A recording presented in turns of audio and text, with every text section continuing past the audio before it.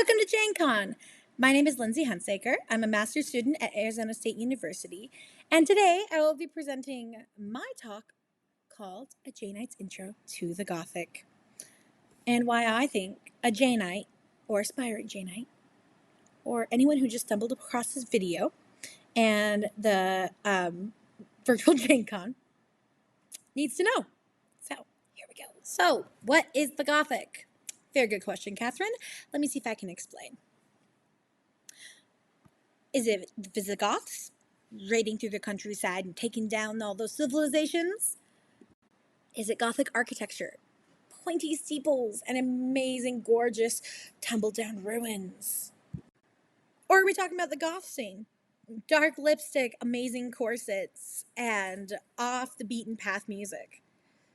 To be honest, kind of everything and nothing of what I just talked about. The Visigoths came through and they sacked cities and they destroyed towns, and that term Gothic came to mean uncultivated, uncouth, barbaric.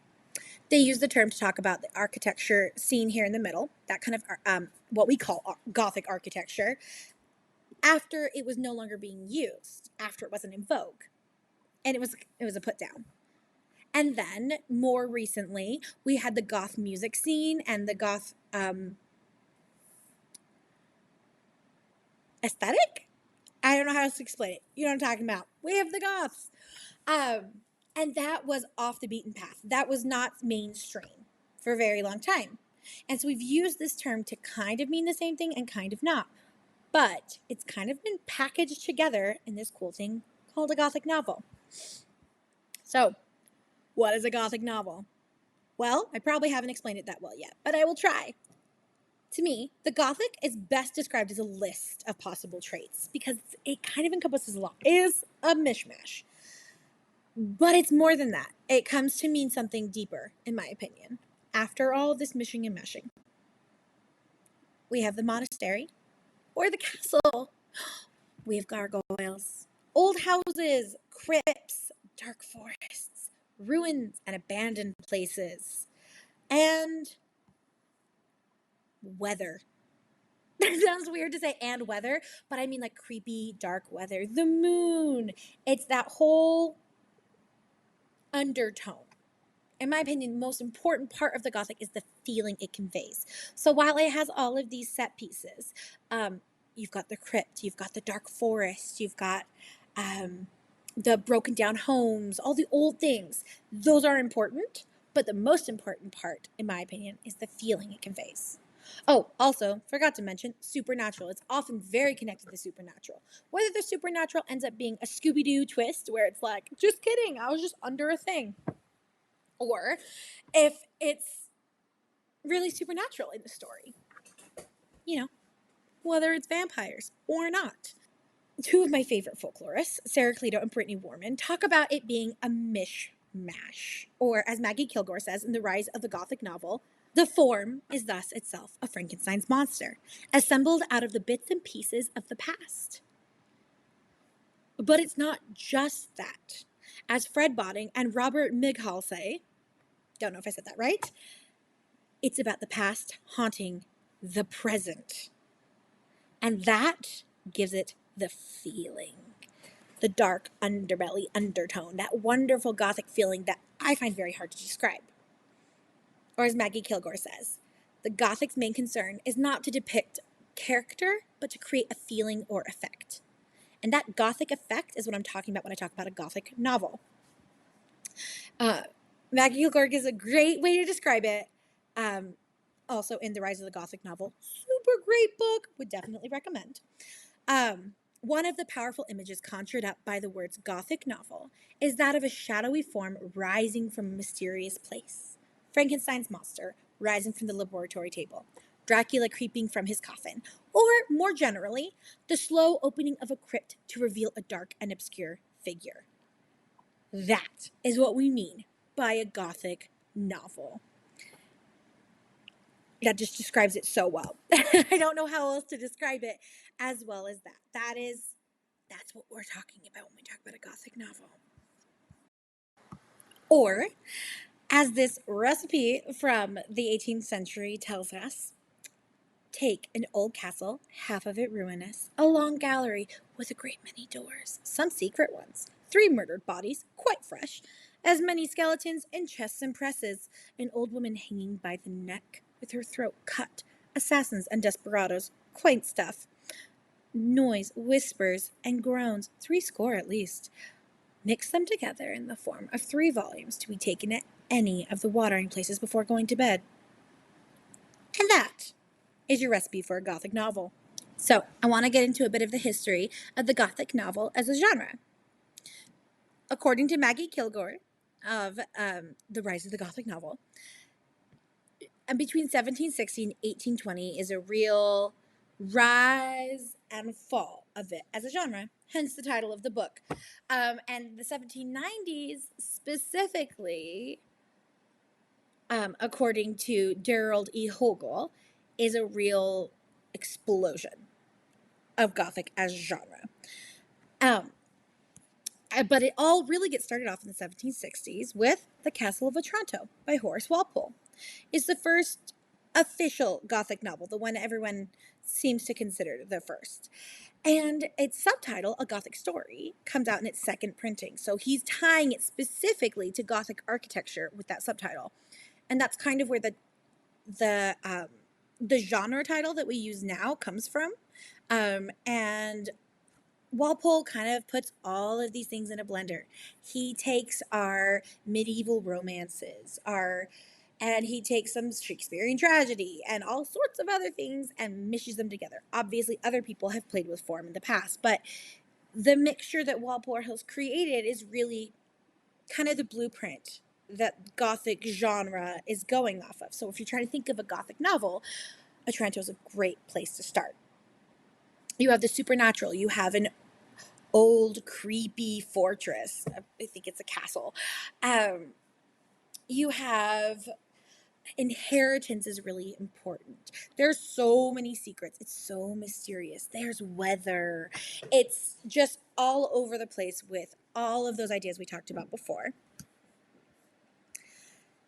And that becomes very popular. People get really excited about it, which is why other books by other authors start to come out in this similar style.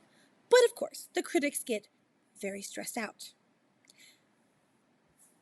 As we said before, Gothic meant anything obsolete, old-fashioned, or outlandish at this time. It wasn't a great title. Like, granted, they talked about specific architecture that way, but it was originally called that as a bit of a dig. So, to many early concerned critics, Gothic novels were the unlicensed indulgence of an amoral imagination that was a socially subversive force. Remember that a lot of these books were the most salacious books on the market. They were naughty, okay? And they were worried about it, of course, as we always are. The kids are not all right, you know? But what started out for some, as Hogle calls a counterfeit medieval tale published long after the Middle Ages, it becomes, according to Nick Groom, a metaphor for the less tangible anxieties and traumas of the human condition. It has an impact. These are important stories. These are stories that hit emotionally. They're not just salacious. They're also getting at something important and helping us look at things in a different way. Some of the stories included in this Rise of the Gothic novel in the 18th century are Anne Radcliffe's. She wrote such gems as The Romance of the Forest, The Mysteries of Udolpho, and The Italian. We know that Austen read a bunch of her because, well, she writes about it in Northanger Abbey. But there's also The Monk by Matthew Lewis. These are authors you may have heard before, and they're very important to this idea of the Gothic novel. Later, after Austen and her oeuvre, we have a different bend of Gothic novel. We have Frankenstein by Mary Shelley, Poe's stories over in the Americas. Then you have the Brontes with Jane Eyre and Wuthering Heights. And later in the 1890s, another resurgence of Gothic vogue. The Yellow Wallpaper by Charlotte Perkins Gilman, The Picture of Dorian Gray by Oscar Wilde, and Bram Stoker's Dracula. These are all considered Gothic novels. So if you're trying to figure out, oh my gosh, what exactly is a Gothic novel, I'd point to them, because describing it, as you can tell, is a little tricky. Well, I find it tricky. So, why should I care? Asks Austen, obviously. Why should I care? Well, if you care about Austen, I think that Gothic is an important topic to discuss, and one that doesn't get talked about enough, because yes, we have beautiful dresses and gowns and balls, and those things happen in Northanger Abbey, but because it's not one of her bigger novels, and I would argue, as I believe Helena Kelly does in her book Jane Austen's Secret Radical, the very specific ideas talked about in Northanger Abbey are so time period specific that if you don't know the time period and you don't understand all the references, its genius gets a little lost. So that's why you should care, because Jane Austen wrote Northanger Abbey. And in writing Northanger Abbey, it shows us just how much attention she paid to these types of novels. Northanger Abbey is full of references to the Gothic. Specifically, The Mysteries of Udolpho by Anne Radcliffe. That's through the whole thing. But she even talks about the monk. I mean, John Thorpe's the one that supposedly reads it, so I think that doesn't give us a high quality of idea about it. But Anne Radcliffe is talked about all over the place. And I think it's pretty likely that not only did she read it, she obviously read it. I mean, like, clearly. But she really enjoyed it, I would argue. But I will show you why. So this takes us to Northanger Abbey and Catherine Morland. She visits Bath with family friends, and she has a great time. She meets John Thorpe, who we don't like later. She visits with Isabella Thorpe, who we end up not also liking. I have very strong feelings about the Thorpes. But she also meets the Tilneys, and they're like their angelic doubles of the Thorpes here. We have Eleanor and we have Henry. And in them, we learn a lot of stuff. Isabella gives us those Gothic novels, but Henry Tilney reads them too. So they can't be all bad, right? Catherine makes it to Northanger Abbey as their guest. And this is where all of the really important plot points happen, specifically the Gothic plot points. So we have an abbey, secret documents, secret locked containers, and a lot of searching through things. And you can't see it behind my head, but there's a candle, and it's always creepy and fun and Gothic. And then she goes searching in the forbidden corridor to find out what happens to his mother. But it turns out it's not really that dark. Northanger Abbey isn't ramshackle and tumbling down, and her mother died of natural causes. It's a receipt. She finds a receipt. It's not an interesting receipt that tells us anything. It tells us nothing. So, why should we care about the Gothic? It seems like Catherine Morland cared about the Gothic, and it really set her head a-tumbling, and it didn't matter. Just like how in The Mysteries of Udolpho, our heroine, spoiler alert, thinks she sees a dead body, but it's really a waxwork figure of something really horrifying and disgusting. See the image in the middle. But there's more to the Gothic than just terrifying its readers and making people see things that aren't there. As Nick Groom says in The Gothic, a very short introduction, Anne Radcliffe founded a new school of writing.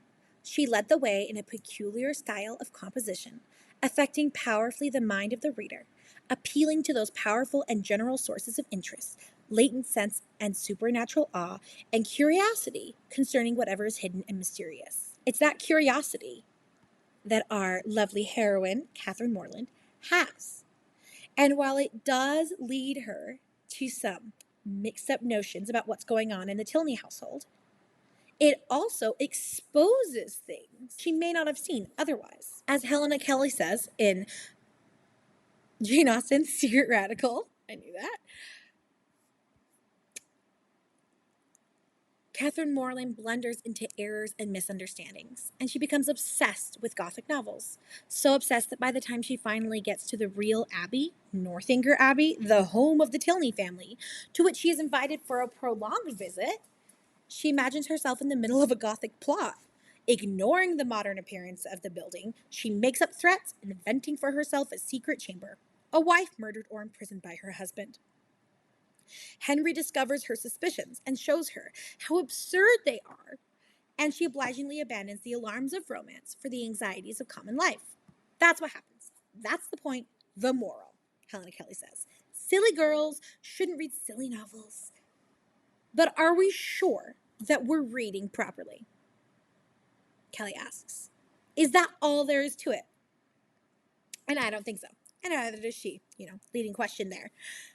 Or, as Austen says, I just love this. It's just in Northanger Abbey. So, alongside showing how silly girls are, she also says, "Oh, it's only a novel," replies the young lady, while she lays down her book with affected indifference or momentary shame. It's only Cecilia, or Camilla, or Belinda, or, in short, only some work in which the greatest powers of the mind are displayed, in which the most thorough knowledge of human nature, the happiest delineation of its varieties, the liveliest effusions of wit and humor are conveyed to the world in the best chosen language. That is not something just silly and trifling. Austen is making a point there. And in the end, Catherine sees Jerrold Tilney's real nature. She may not understand exactly what's happened, but she sees his true nature. Or, as Sam Hurst of Romancing the Gothic says, Catherine Morland's Gothic lens has not simply helped her to misread the truth, it's also helped her to see it. It helps her peel back that layer of Jerrold Tilney and see what's going on there.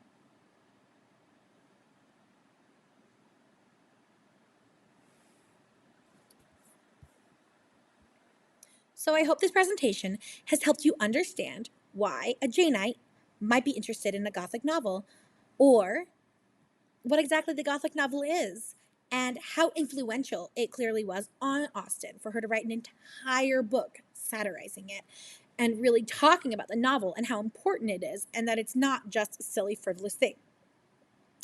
Besides, since when is everything that's silly and frivolous the worst thing in the world? Often those things are telling us the most important truths. So thank you. And I hope you have a really great time at AustenCon, virtual AustenCon. And all the stuff is in the down below, all of my references and links to things. There are a couple of amazing resources online. If you're more interested in the Gothic and you want to get involved, I would really recommend the Ghoul Guides, which I'll put down below.